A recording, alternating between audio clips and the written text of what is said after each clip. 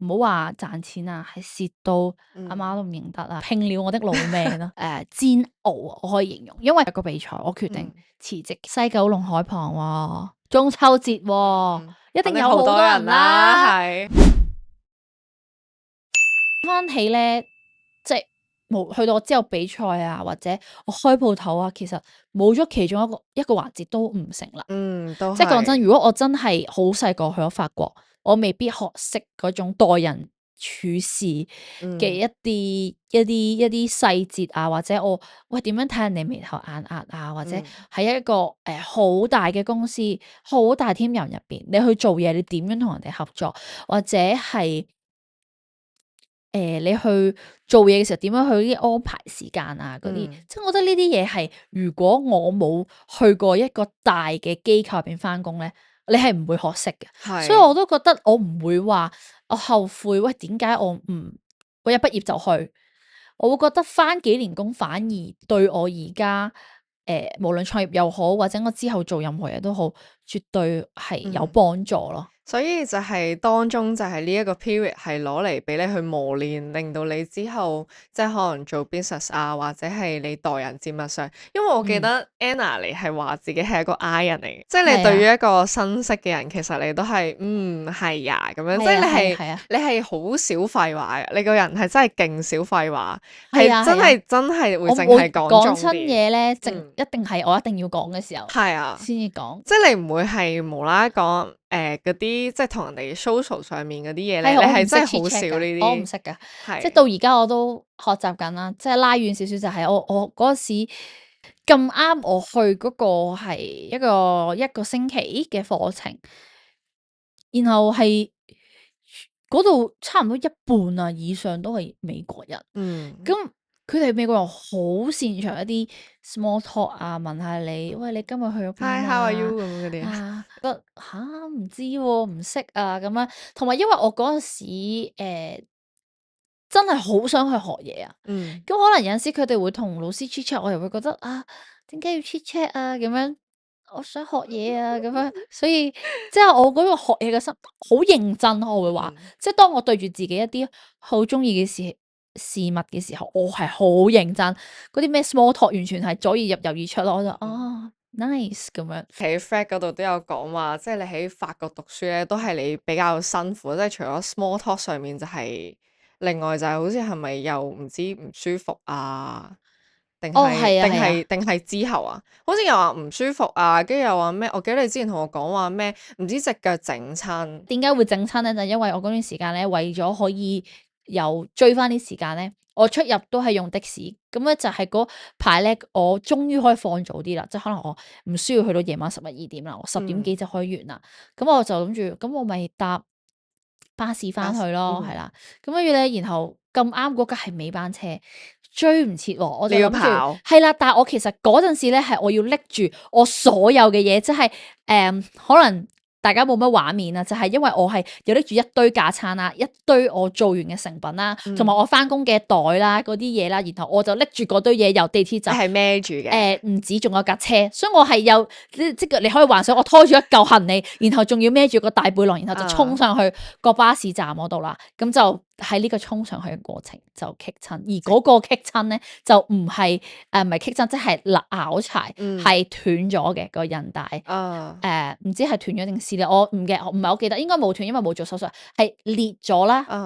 段，然後我隻腳係第二日係完全落唔到床，即係我嗰日翻到去都覺得冇乜嘢，我第二日一落床我就知道 PK 啦，我隻腳好似唔係我咁樣，咁嗰刻我就知道，原來我都真係拼了我的老命啦，跟住所以就嗰刻就冇啊，即係隻腳已經係有腫啦，然後又完全係行唔到啦，要捱下，咁就捱到即係翻工之後咧，發覺原來真係唔得，工都翻唔到，因為係企都企唔到啊，咁就真係去睇醫生就話裂咗咁樣咯，然後就仲要係大裂嗰隻咧，完全係喐啲都勁痛咁樣咧，咁跟住就真係有1個月係完全係翻唔到工，咁但係我又要繼續去我嘅課堂，係好辛苦，我就記得翻去，因為嗰啲錢咧都係要已經俾咗啦，俾咗你都係係啦，我就要去嘅，啊，唔係，仲要嗰陣時要考試咧都要延期，因為我冇辦法去考到，企唔到，係咯，所以都一個小插曲咯，但係都係一個更加令到我堅定自己，原來對呢件事個熱情係可以付出咁多，係啦，係啦，係啦，真係壓住，真係都要去做。咁如果呢個係你第一個面對嘅困難或者磨練，咁第二個可唔可以講話係你即係創業之後，你有揸 Uber 嚟到去維生？呢個可唔可以講係第二樣你真係拼了老命嘅時刻咧？屬於第二個，其實都好多磨練嘅，即係 keep 住都係up and down，up and down 咁樣。但係如果你講第二個經歷，可能我會講係我比賽嘅時候。比賽嘅時候，冇錯，點解嘅？因為我係唔識㗎嗰樣嘢係，即係咧。你比賽講緊係第一個比賽、第二定第三個？第一個比賽。第一個比賽，係啊，因為我係即係我唔可以話好囂張，但係我嗰陣時見到呢個比賽，佢係關於牛角包，但其實我係唔識整牛角包，我純粹係因為見到我係佢係20，佢嘅參賽嘅規則係26歲或以下，而我26歲了，我好想做一件事挑戰自己，所以我去就拼了老命，真係呢個真係拼了老命，比起我嗰時隻腳啱啱好翻，咁我見到呢個比賽啦，咁跟住然後咧我諗唔係唔試下嘛，跟住但係我先同我老公講，我唔識整喎，真我冇學過噶，個比賽係唔知9月10月，我第一次整牛角包係7月咯，第一次學啊，我 even 係我以前都特別中意食牛角包，因為我覺得唔好食，即係我冇食咗一個我覺得好好食嘅牛角包，我就會即係我對於呢樣嘢冇乜感覺 even 食又好少啦，我整又冇整過啦，同埋我知道係好難整啊。但係嗰刻我就覺得唔知邊一度話俾我聽，我應該要試下呢個玩呢個比賽，所以我就去咯。由零開始學咯。牛角包反而依家算係變咗係生招牌嚟嘅。係啊，因為我係真係由零開始去學，即係我係真係唔識噶。我係連究竟牛角包有咩麵粉，我唔識噶。我每一日都整咯。我每一日用唔同 recipe， 即係整。我每一日真係每一日整足1個月牛角包，係啊，其實係好狂啊！我都覺得嗰陣時係好對唔住我啲同事，因為一個星期5日，咁我返2日，咁我剩低個5日咧，即係3、4、5、6日，我就每日都整牛角包。咁啊有陣時整到好晏，跟住第二日咧就可能病咗，我唔舒服又返唔到工咁樣，即係然後第二日又繼續咁樣，或者係我返到去咧都會個精神唔係咁好，但係我係基本上我好撐住精神做晒我手頭上嘅嘢，我就已經好 low energy 噶啦，嗰日就已經，因為我夜晚係基本上做到1、2點先至可以休息咁樣，第二日又9點又返工啦，又再嚟過咁樣，咁跟住然後每日唔識啦，每一樣嘢一步一步咁樣去拆解，又用咩麵粉嗰樣嘢嗰個比例啦，跟住用啲咩酵母啊，點樣去接啊，我為咗呢一樣嘢咧，特登買咗部叫做開酥嘅機，雖然其實我個比賽咧係更加難嘅，因為咧正常你去做牛角包，其實係會有部叫做開酥嘅機器去協助你啦。咁咧喺嗰個比賽咧係冇嘅，你要用手去做呢個叫做酥皮嘅摺疊嘅過程，咁我又要去學啦，又要去諗佢一啲新嘅作品，因為佢係要除咗2款牛角包，仲要有一款甜一款鹹啦。其實係一個7個鐘頭嘅比賽，其實係一個相當之長嘅比賽，同埋係難嘅。本身呢一個技巧係屬於難嘅，佢係一個比較難去駕馭嘅一個技術啦。然後我係由零開始啦，去揾自己中意嘅配方，中意嘅口感，真係一日整10幾個，抌咗千萬個。我覺得我下一世應該要做牛角包，冇錯，因為我冇辦法，我食又食咁多，派又派唔到，我都係最終我都係好對唔住。我試過有一次諗住儲到發毛，所以我以後就即係開始即係做完咁樣就掉咗佢咁樣咯。明白。咁呢個過程就係真係一個好大挑戰，就係即係由零去學，然後特登我好記得嗰陣時我生日，我老公問我要唔要我哋去放鬆下啊咁樣？因為我個比賽入咗圍啦，入咗圍又仲緊張，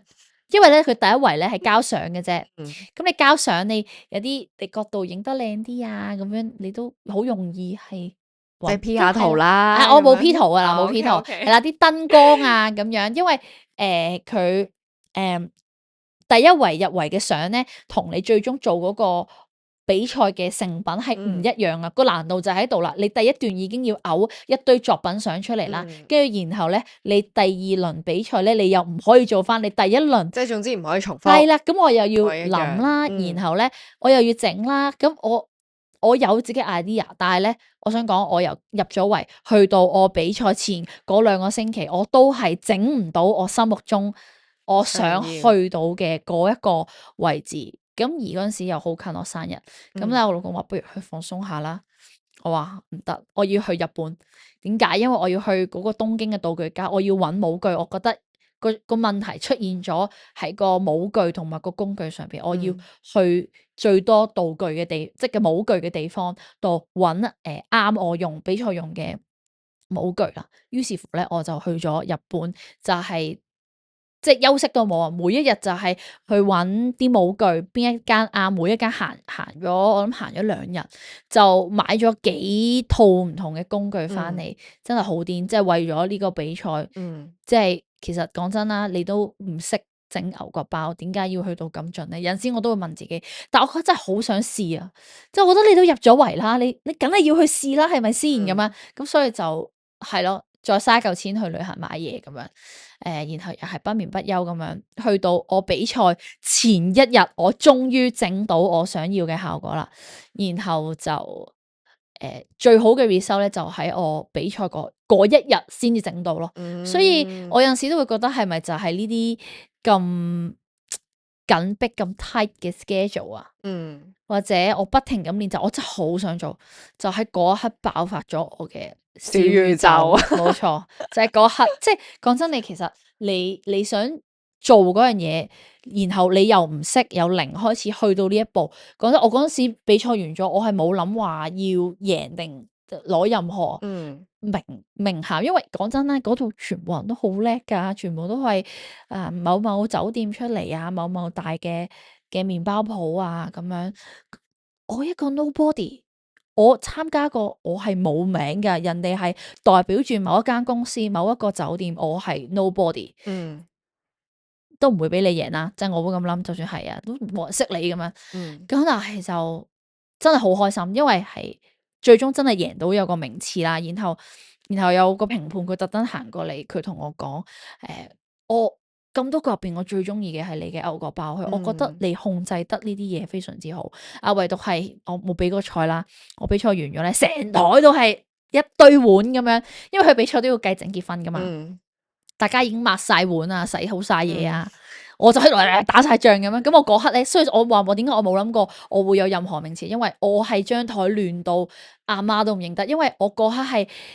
太想做嗰件事啊，即係我係好緊張啦。我就算一路做一路 keep 咧，即係可能你 keep 完嗰樣嘢一禮手好緊張，一嘢掃咗個碗落地下，呢個情況我諗喺嗰7個鐘頭發生過2-3次，嗰種緊張同埋着緊係去到呢個地步，跟住。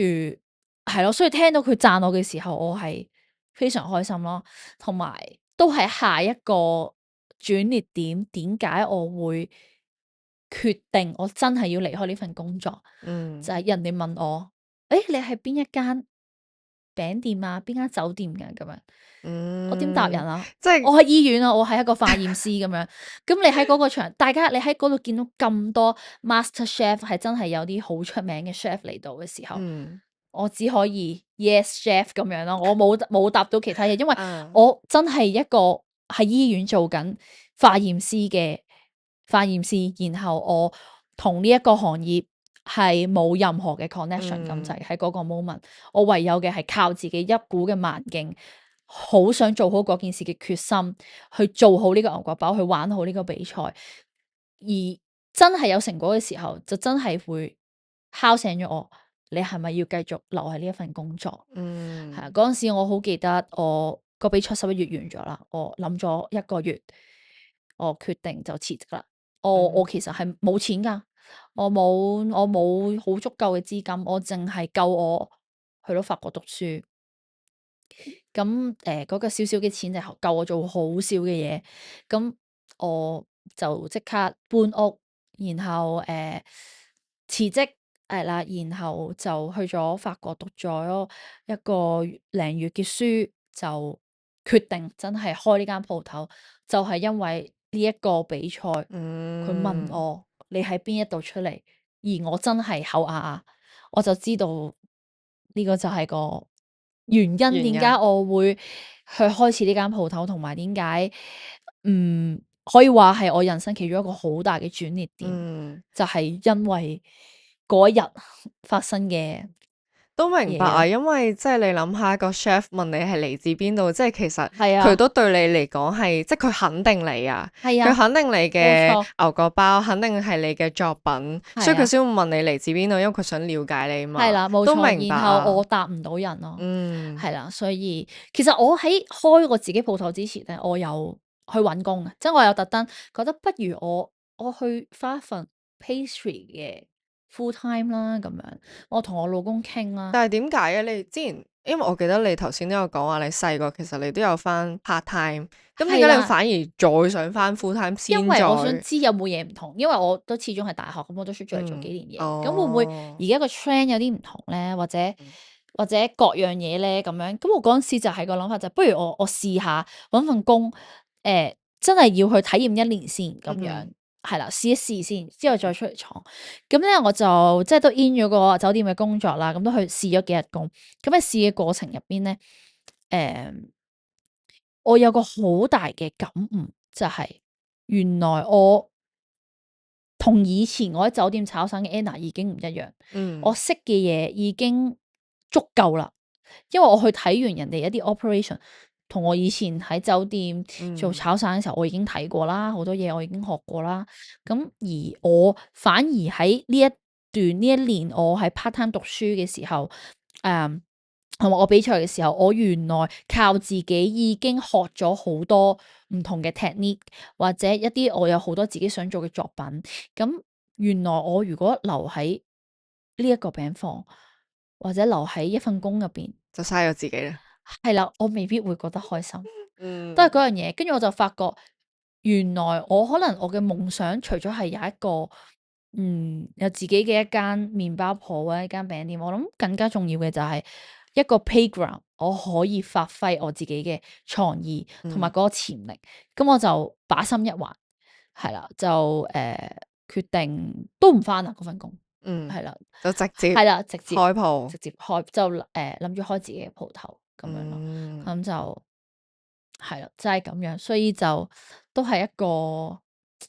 又係一個幾好嘅經歷啊，係咯。都係啊，因為你頭先講話，即係原來我唔知道，原來你嗰個比賽啊，你開頭牛角包唔識，跟住你都唔識㗎，直接去我直接去參加，㗎即係我覺得係係好犀利，同埋我諗應該冇一個人係會做到。即係啊係你諗下，你唔識嗰樣嘢，然後你就係為咗要挑戰自己，然後就用一個比賽嚟俾自己一個 deadline。你突然間講起呢件事咧，我突然間諗起，其實嗰個阻力當初都幾大。我記得我嗰陣時咧，第一次係比賽定係創業？我準備比賽嘅時候，咁咧我嗰時唔識整啊嘛，咁到個比賽喺度咯喎，咁咧佢有個報名嘅期限嘅，咁我嗰時仲有1個星期，我不如試下自己整啦，我就整完咧就拎翻去我嗰陣時讀緊 part time diploma 嗰個 chef，我就俾佢，我話你可唔可以幫我試下呢個牛角包咁樣，跟住佢咬，佢係講法文啊，粗口啊，粗口？係啊，John 咁樣，跟住都話咩嚟嘅呢個咁樣，跟住然後我話 croissant 咁樣，跟住然後佢話 This is not croissant 咁樣，佢話呢個唔係牛角包，你整嗰啲乜嘢咁樣？唔係咁噶，咁樣，佢嗰刻我打擊好大，我喺度諗，可能真係唔得咧，咁樣不如啱自己算啦，咁樣係嘛咁樣即係唔好夾硬嚟啦，咁樣，即係都仲有一個咁樣嘅小插曲。我都記得嗰時啲助教都話默然啊，大家都喺度岌晒頭，我已經估到啦，唔通真係唔好去試下？但係後尾咧，我都係即係去到呢個階段，我諗可能其他人咧已經即係我啲小伙伴啊，可能都會都唔會玩啊。但係我嗰刻就係同埋嗰陣時我嘅同班同學佢話：阿妹你咪試下咯，咁啱26歲，咁你咪試下咯，都冇話一定要贏，試下啫嘛。咁樣可能就係呢啲一句兩句，咁我就好啦，我試堅下啦。持埋咁係咯，樣咯，係啦，其實都仲有一個咁樣嘅小插曲，你啱啱講個阻力都幾嗯，大嘅。其實當初係真係連個 chef 都同我講話：What is this？咁樣咁，所啊。以我都覺得係相當有趣。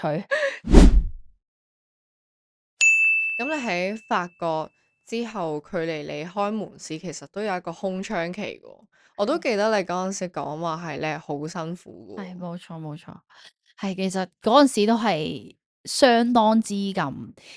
煎熬啊，我可以形容。因為我嗰陣時其實我頭先講咗，我係因為一個比賽，我決定嗯辭職。其實我嗰時只係即係攞辭，我就係 plan 咗我去讀書，但係其實讀書翻嚟究竟我 business 係點樣去 run 嘅咧？我係冇一個好確實嘅觀念嘅。咁嗰陣時又即係借咗錢去 start 我嘅 business 啦。咁我每日就喺度頂住嗰條數，咁我就喺度即係 prep 我係去試習，咁然後去認識人啦。咁好老實講，你話係咪真係即係多咗好多客人？就冇嘅，因為你始終都係一個啱啱開始嘅 business。嗯識嘅客好少，我又要去靠團購 engage，我又冇一個好好嘅機會，我去真係認識到新嘅客人。咁啊去到有一次就認識到一個 event 嘅教授，我就去到新城市廣場就有一個市集。咁嗯喺個市集咧，我就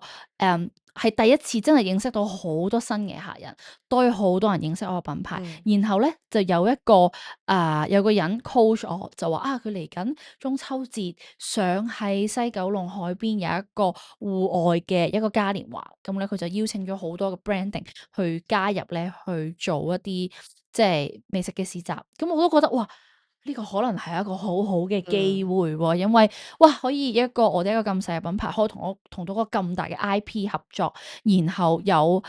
可以識到咁多，即係可預見到應該會有好多人嚟，有中秋節一個咁大嘅 IP，嗯誒唔通我終於有機會，即係我嗰刻係好期待、好興奮啦！我準備咗好多好多嘅嘢啦，咁其實好老實講，咁嗰段時間我已經就嚟將我手頭上嘅錢用晒啦。嗯咁嗰個係我一個好珍惜嘅機會，咁啊為咗幫補生計，我就喺嗰段時間我就去咗揸 Uber 啦。因為嗯其實講真喺創業開期，我諗好多同我即係一齊創過業嘅都明白，初期等嘅時間多過你做嘅時間。嗯咁我可以做啲乜嘢咧？咁我嘅專業係好難話隨時揾份 part time 去返嘅。咁我唯有就係我識揸車，咁我咪去做 Uber 咯。咁我好記得，唔緊要，我嗰刻有個好強大嘅信念，唔緊要嘅。我嗰刻中秋節喎，喺西九龍海邊喎，我一定係能夠唔好話賺錢啊，我 at least 一定可以維持到生計，或者係會有好多新嘅人認識到我呢個 brand。我只要喺嗰一刻表現到自己，咁我其他時候我咪去準備咯。咁我其實點解當初會開門市，我都冇諗過咁快去到呢一步，係因為呢一個市集，嗯佢同我講話會 expect 有20萬人次咁樣啦。咁我嗰陣時冇任何 business 嘅背景，我就喺度諗咁大個 IP 冇理由會有問題啦，係咪先？咁我咪因為咁樣，我喺度諗，我而家嘅呢個 share kitchen 已經喺冇辦法去應付到，如果我真係有咁大量嘅產能嘅時候，我一個人都做唔掂。咁所以咧，我嗰刻就決定。我要開自己嘅 studio，嗯我就將我真係手頭上最後嘅嗰筆錢，我用咗佢，我就去不停揾一個好嘅地方去搞我自己獨立嘅 studio。咁我嗰刻已經係諗緊，如果我要養一個 studio，可能要搞一個少少嘅門市，做埋零售或者其他嘢。所以我決定嗰時咧就揾一個好嘅地方，我就喺荔枝角揀咗一個少少嘅工商區啦。咁就去開展我嘅 business。其實當初我點解要做，第一個原因就係我好想有一個獨立嘅 studio 去應付嗰陣時中秋市集咁大嘅產能啦。然後就係 for 我以後我都想有一個地方係我自己可以去做，所以我就真係用晒我手頭上嘅錢。咁但係咧就即係故事點會有咁完美啊？嗯係一個好慘痛嘅教訓。去到我已經租實 studio 啊，已經開始晒裝修啊，咁咧所有嘢都已經準備到七七八八嘅時候，突然之間去到我中秋節前2、3個星期， coach 開我嗰陣突然間打嚟喎，佢話Anna 唔好意思啊，我唔同呢間 IP 公司合作啦，咁樣我話咩意思啊咁樣，佢話總之我唔同佢合作噶啦，如果佢之後有啲咩揾你傾我都唔負責噶啦咁樣，咁嗰陣時咧我都仲未知道發生咩事，我就喺度諗咁話唔合作咁都唔緊要嘅，咁我都準備晒落啲嘢。無論係買材料啦，我 plan 嘅嗰啲人手啦，我特登揾咗以前讀書時期嘅一啲同學仔去幫我啦，跟住然後啲材料啊好多嘢我都買晒 even 我嗰陣時知道會好熱，我特登買咗成1000隻、2000隻杯，就係諗住整啲凍飲可以賣，咁都可以增加少少 income 啦。因為租一個西九龍海邊嘅檔，其實都個租金都喺翻度嘅，咁所以就準備咗好多嘢。佢突然間收到打個咁嘅電話嚟喎，我已經係哇晴天霹靂啦。咁但係我諗住唔理啦，咁啊只要個主辦方揾翻我嘅，咁我都個只要條件一樣，咁我咪照去咯。咁跟住隔咗一兩日，佢真係打翻嚟話條件一樣，咁我咪諗住照去咯。結果去到臨開始中秋節前一個禮拜，佢突然間打嚟話個場地申請牌照有問題，而家就係得翻2-3間鋪頭，你仲會唔會玩？仲會唔會 join 啊？咁我就因為同佢當初所講10幾間好多大 brand 去搞嘅一個美食市集已經係唔同咗啦，咁樣。咁跟住咧，然後我就喺度諗唔緊要啦，因為好老實講，我係連材料都已經到咗啦。我就同佢講，我話其實我冇得揀，我唔知點解你哋公司嘅一啲政策可以咁混亂，因為我已經係買晒所有嘢。我話我唔係其他嗰啲飲品啊，或者人哋提供一啲可以隨時擺第度賣。我話我嗰啲貨已經買咗啦，所以冇我都會照去啊咁樣。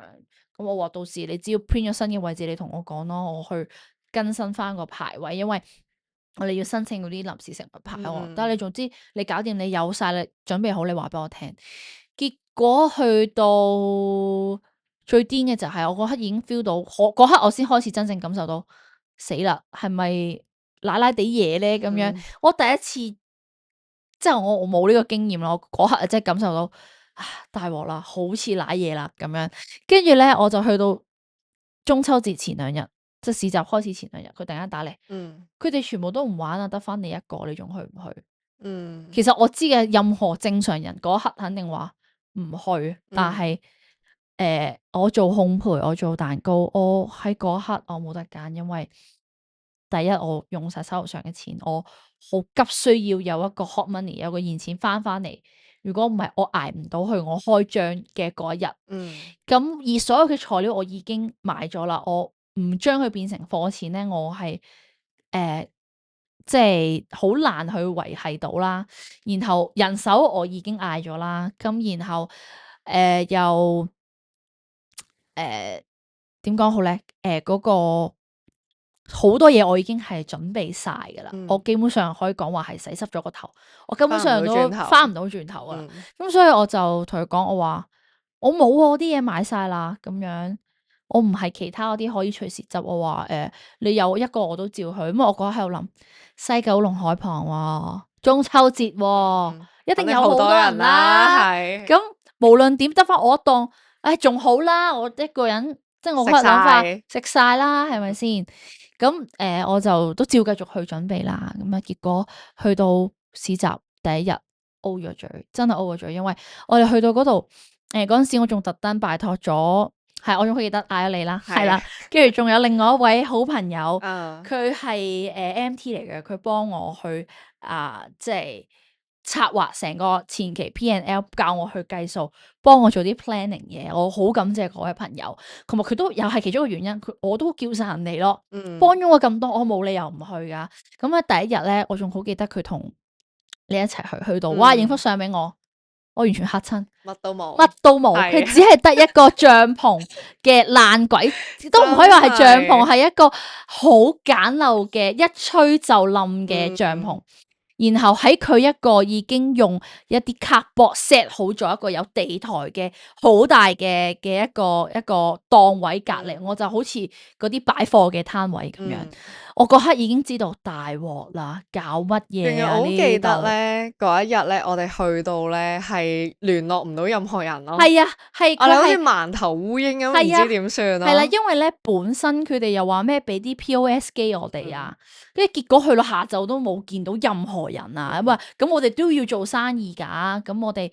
我好記得嗰一日咧，第一日係我哋因為戶外啦，曬到 PK，我仲好記得你哋好真慘，我記得我送啲貨你哋嗰度，你哋係好慘，因為我細佬都喺度話，嗯哇曬到不得了，好係啊辛苦。咁咧，然後天公又唔做美咯，我好記得舊年嘅中秋節係打風嘅。嗯仲要係打唔成嗰隻，所以咧落雨刮風得好嚴重啦。嗯因為佢打唔成，個 event 冇得取消，所以就更加慘啦。係更加慘就係我哋去到嗰度，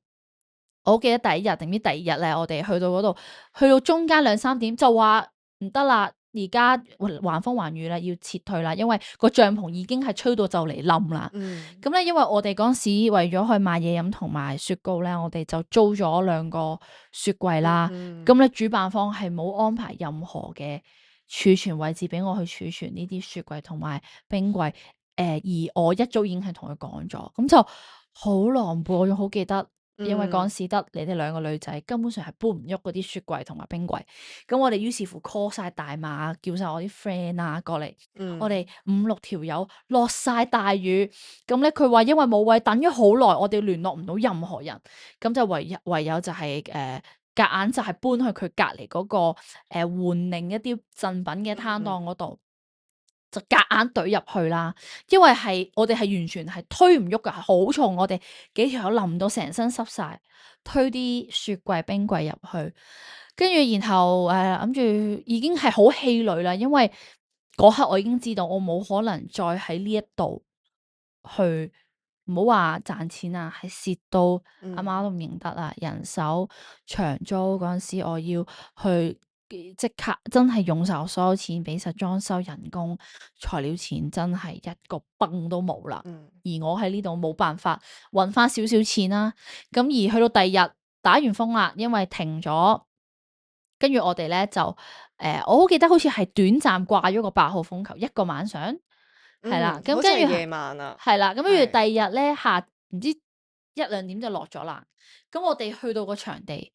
好誇張，所有嘢全部吹冧，連佢原本個主辦方 set 嘅嗰啲有硬卡板嘅嗰一種換領 area 係啊嘅 area，全部冧晒。然後我租嘅嗰個雪櫃係碎咗，成個雪櫃係唔要得噶啦。咁係我連埋按金係全部乜都冇晒，冇咗萬幾蚊，因為佢按金都係喺度。你租個雪櫃我都冇諗過仲貴過我去買一個雪櫃。跟住然後。係啦，就係咁樣，然後好狼狽啦，然後又要去各方聯絡通知啊，咁樣係真係好 sad 噶，坐喺度望住打完風冇人嚟嘅西九海邊，應該係好 chill 嘅一個 moment，瞬間只係得翻我啦，我記得你啦，我細佬啦，跟住然後同埋我嗰日嚟幫我手嘅朋友，好氣餒咁坐喺度，成堆貨擺咗喺度，冇人嚟買，因為落完雨嘅第二日，我已經係預少咗噶啦。冇辦法，我好記得佢砌翻好個場都已經下晝5點6點，點樣做生意咧？已經冇得做生意。個主辦方仲要打嚟話我唔用佢部 POS 機啦。哇！嗰刻真係嬲到即刻發火鬧佢咩 POS 啊！我等咗你2日啦，部機咧咁樣。跟住我話師兄啊，你覺得我哋有做生意嗎？你要唔要睇下你哋個場地 set 得有幾咁有問題？set 喺個當風口嗰度，你所有嘢都冧晒啦，都冇人嚟啦，我做咩生意啫？仲咁樣，咁跟住於是乎我都一來我冇去 POS 機啦，二來就係其實真係冇乜生意做，真係好 sad 啊！嗰刻我頹喺度坐喺度2個鐘，望住啲貨咁樣，咁最終就係我哋即係我同其他人傾過，咁佢都突然間轉念啦，因為好老實講，其實。有陣時擺市集或者去我哋對外一啲搞啲 event，其實最主要都係宣傳啫，係咪先？咁我就好記得我嗰陣時就話我所有嘢半價，然後我有一堆嗰啲曲奇啊、麵包嘅牛角包，我免費送，我就係話你 follow 我 IG，我就免費送一塊曲奇。嗯我記得我哋拎住啲傳單派晒所有我哋當日焗嘅所有嘢。我要嘅就係你哋 follow 我，因為我嚟緊10月中我門市會 opening 啦。咁我哋咪我記得啦，又係橫風橫雨，哇！成頭吹到油粒粒，跟住然後就拎住啲曲奇就話啊中秋節快樂啊！我哋呢度咩咩咩，我哋嚟緊係10月中會有個門市開啊，派傳單啊，真係嗰刻好體會到啊！創業唔簡單喎，原來我好氣餒啊！嗰刻真係因為係雪櫃又冧晒，已經係欲哭無淚，係因為嗰刻我係老闆嘛，咁大家都坐喺度，我叫咗咁多人嚟望住我可以做嘅嘢就係好好利用嗰刻個場地最大嘅優勢。就係人多，咯係啦，我就去派晒所有曲奇。其實我唔知而家有幾多係我嗰日即係真係派完曲奇，你有上嚟揾過我嘅人啦。我記得有一個，因為咧去嗰度好多外籍人士，咁啱咧就識咗個我唔記得咗咩國家，唔好意思，但係外國人啦，總之咁跟住，然後咧佢就話佢係 foodie 嚟㗎，佢話見到我派曲奇，佢話其實我知道你喺度擺檔啊咁樣，但好似係咪？即係冇乜人啊咁樣，咁我就同佢講咗話係啊咁樣講咗個情況，但係 but anyway 啦，我都想送塊曲奇俾你，你 follow 我就 OK 啦咁樣。好記得佢特登話你開鋪啊嘛，好我10月中上嚟探你。佢喺結果我開鋪第一日，我真係見到佢，即係我以為佢呢啲都係可能門面説話啦，但係唔係佢真係上嚟支持我咁樣，咁我都覺得我好。即係逆境波點樣去打，我覺得係真係好考嗰個心態。我嗰刻可以選擇，喂，我放棄啦，翻去掉嗰啲貨。但係我知道，如果我放棄咗，我之後唔知點樣捱落去，因為我已經用晒我所有嘅錢，我孤注一擲，我相信呢個中秋節嘅市集可以幫到我。咁但係 at the end 唔得嘅時候，我唯有就係用盡我喺呢個場地最後嘅一啲。係啦，人力物力去做我最大可以做到嘅嘢，就係去宣傳咯，咁樣。咁其實我而家好多時，每一次市集我去出外去做一啲 event 嘅時候，其實我唔會知道自己究竟係咪真係有生意噶嘛，我都係咁同自己講，當宣傳咯，冇人嚟買，咁我做試食咯，即係我冇辦法去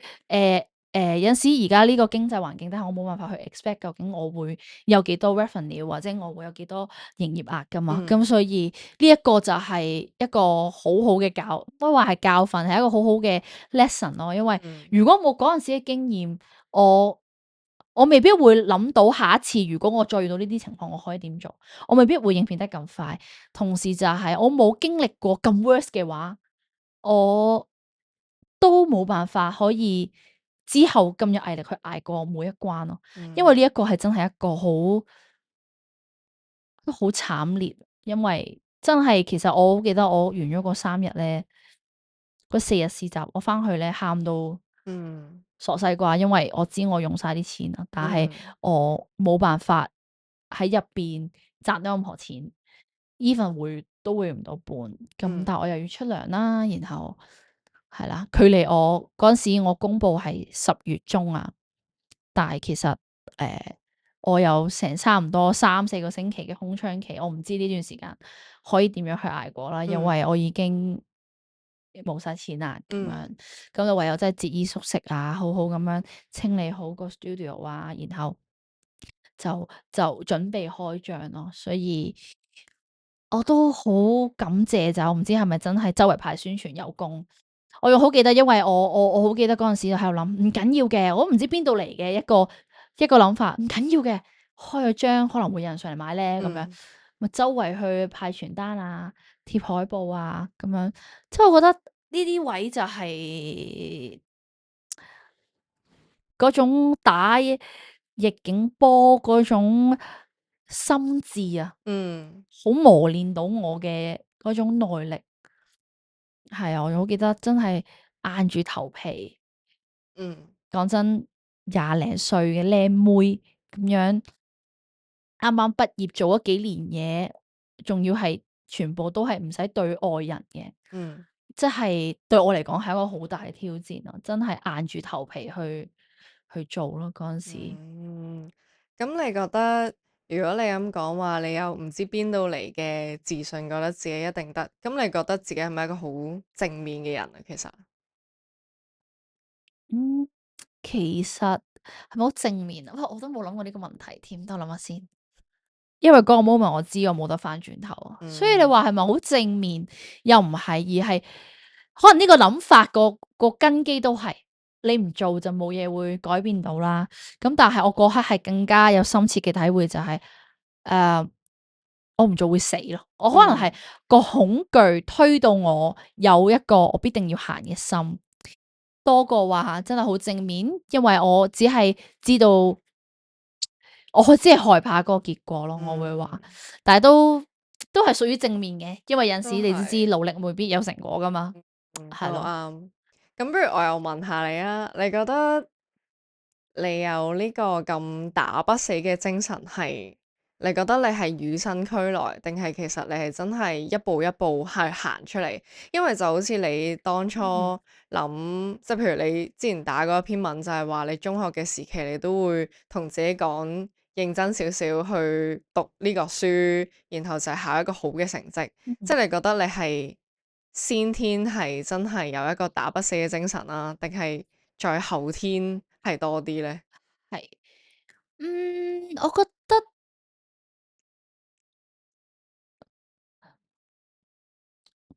我覺得係真係我讀書嘅時候磨練到，嗯因為好老實講，我其實由細到大我都冇話特別對某一件事係特別有恒心。咁但係嗰陣時唔知點解讀書，因為我好中意嗰份工啊嘛，我好想翻多啲工。咁但係咁我讀書都要好多 assignment，我就好似漸漸練成咗我原來我要好努力，快啲做晒啲功課，快啲温好啲書，咁我就可以去翻工啦。嗰係份工係即係啊係啊，係餅房餅房嗰份嗰份工，工係啦。嗯咁就漸漸地咧，你就可能磨練咗你嗰種專注啦，嗰種嗯毅力啦，啊一定要去做啦。咁咧係，我覺得係有啲影響嘅。咁跟住，所以就漸漸都對我後尾去創業都係覺得，哇！我一定要做到嗰件事。咁我會諗盡千方百計，我都會令到嗰件事發生咯。我嗯覺得係有啲影響，就係以前喺讀書時期訓嗯練咗我要去，如果我真係好想做嗰件事，要點樣去做到咯？係啦，個嗯決心都係嗰陣時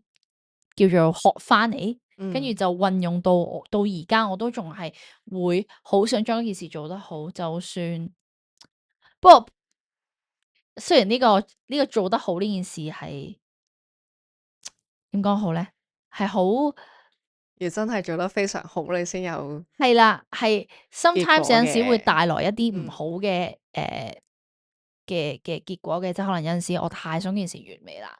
咁令到其他嘢咧就唔完美，咁出到嚟都係唔完美咯，就係、嗯會咁樣咯，太多執着，咁所以我而家都仲學習緊點樣去 balance 翻嗰、個啊、自己嘅完美主義啦，同埋個執着要點樣去擺翻低咯，係啊，嗯，咁不如都問多一個啦，就係你頭先都有講話，你第一次去出呢個市集，你學到其實就係，如果假設我嗰次可能冇生意，咁嗯，你就會轉個思維去諗，就係可能係會唔會做宣傳或者做其他嘢去攞翻一啲嘢去俾自己啦。係，咁嗰一次嘅市集，即係除咗係喺 business 上面去學到嘢，其實對於你個人學到嘅嘢又係啲咩咧？嗯，我諗第一樣嘢就係學識唔怕醜咯，嗯因為我都講我係冇 business，我亦都冇同外人好多即係相處經驗，因為就算我以前嘅 part time，你話我喺嗯病房都係好似 lab 咁樣，其實佢哋好似嘅呢兩份，就係我哋都係做一個 back up，即係個後廚，即係去一個支援嘅一啲工作。其實我好嗯少話我有一個機會去親身同啲客見到客，咁但係當我去帶住自己一份夢想去 start 呢個 business 嘅時候，咁你就會自自然然，你就要學識點樣同你嘅客人講，呢個係乜嘢？呢個 product 係乜嘢啊？呢個係乜嘢啊？咁其實都鍛鍊咗我好多，嗯，點樣介紹自己，點樣同啲客人去去做個 engagement，嗯即係點樣去同佢開展一個話題，點樣去了解佢想食啲乜嘢啊？咁我就推薦啲乜嘢俾佢啊？呢啲都係我學咗好多嘅嘢咯。同埋我諗其中一樣嘢就係學咗我自己嘅定位，因為你做 business 就係你身兼多職啦，咁有陣時你喺後廚你喺廚房，咁你咪諗點樣將個 product 做好，點樣可以快啲出貨，點樣穩定啲出貨。咁但係你出到去個市集，你就係一個 business owner，你又係 sales 同時，你就係要點樣去介紹你嘅產品，點樣去同啲客人傾偈，咁呢啲都係學到嘅嘢。係啦，多一個身份去學習，學點樣計數啦又。咁你平時會唔會話去特別去學一啲好成功嘅人？我諗我其中一個有學習到嘅一個對象就係關於management 去經營一個 business，就係嗰個麥當勞嘅第一間麥當勞嘅店長。咁我其實出過本書，咁就係講咧嗰個適合嘅嘢擺翻喺個適合嘅位置，有禮貌嘅人就出去做前台，好勤力做嘢嘅人就擺去後邊。咁呢一樣嘢其實都好幫到我去啟發去，因為我嗰時自己一個人，我乜都要做，乜都做唔好，係啦。咁所以我嗰時就即係睇完呢本書之後，咁我都好有深嘅印象，就係將啱嘅嘢擺喺啱嘅位置。咁所以就咁如果假設依家有一個可能 fresh grad 咁樣，都有一個想要創業嘅心，你覺得你會同佢講啲咩咧？唔好創業咯，唔好創業，點解嘅？因為創業唔係淨係一個 idea 咯，即係我唔係話即係可能俾老屎忽啦乜乜乜啦，但係我好深信一樣嘢就係你去創立一個 business，你係需要有好多嘅功夫去準備咯，即係嗰個係一個心態，你點樣？究竟你係我屎忽痕去創個業啊，定係我真係有嗰種一定要落去嘅心咯？我覺得，我會覺得如果雖然我只係創咗大概1年左右，但係我有一個好深刻嘅體驗就係創業呢條路係更加難行，比起你行搵份工或者你去學其他，因為你要有嗰種唔怕輸嘅嗰個決心啊。咁而呢一樣嘢就係點解我會同 fresh grad 嘅小朋嘅師兄師弟講話唔好創業，因為只要你聽到我講唔好創業，你都去創業嘅時候，咁你就應該好係啦啱去創業。因為創業就係一個你不停俾人潑冷水，然後你不停去裝備自己，再不停打不死嘅曱甴，有少少似香港人，我覺得嘅一啲好重要嘅特性咯。咁所以係咯。呢個都係 Anna 你喺呢個創業嘅路或者喺學習嘅路上遇到嘅嘢，然後最後有呢個打不死嘅心態同埋堅毅嘅心態啦。多謝你聽完 Anna 分享佢嘅烘焙創業路，不妨去佢嘅 IG 睇下。另外可以 like、share 同埋 subscribe 支持我哋撈得起，邀請更加多人上嚟分享。如果你都想同人哋分享你嘅故事，可以喺下面撳 link 進入投稿箱。我哋下條片再見，拜。